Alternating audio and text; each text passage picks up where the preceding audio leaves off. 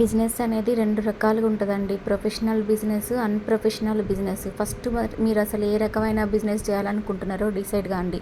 అంటే మీ దగ్గర చాలా పెట్టుబడికి డబ్బులున్నయా? లెవ్వా? పెట్టుబడికి బాగా డబ్బులుంటే ప్రొఫెషనల్ బిజినెస్ అంటారు. పెట్టుబడికి డబ్బులు లేవు, మా దగ్గర మేము పెట్టలేమంటే దాన్ని అన్‌ప్రొఫెషనల్ బిజినెస్ అంటారు.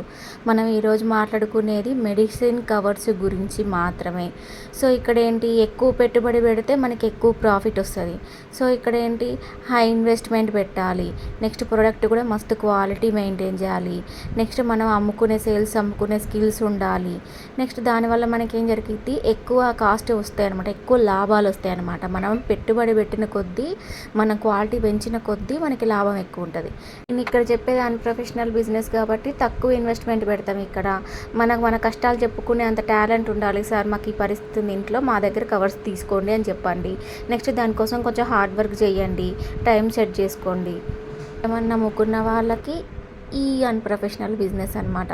దానికి టైం సెట్ చేసుకోవాలి. ఇన్కమ్ అవర్ డైలీ నీడ్స్ అంటే మన చిన్న చిన్న అవసరాలు తీరితే చాలు అనుకునే వాళ్ళు ఈ ప్రొఫెషన్ని ఎంచుకోండి.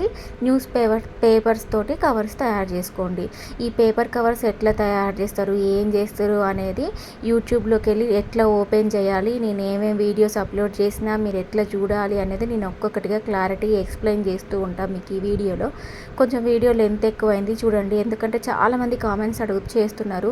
వాళ్ళకి తెలియట్లేదు, నేను పెట్టిన వీడియోస్ అన్నీ ఎట్లా ఓపెన్ చేసి చూడాలో కూడా తెలియని వాళ్ళు కొంతమంది ఉన్నారు. వాళ్ళ కోసమే ఇప్పుడు ఈ వీడియో చేయబోతున్నా.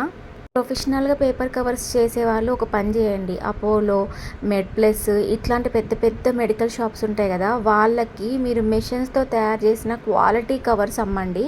ఈ చిన్న చిన్న షాప్స్ని ఇట్లాంటి ఇంట్లో తయారు చేసుకునే వాళ్ళ కోసం వదిలేయండి.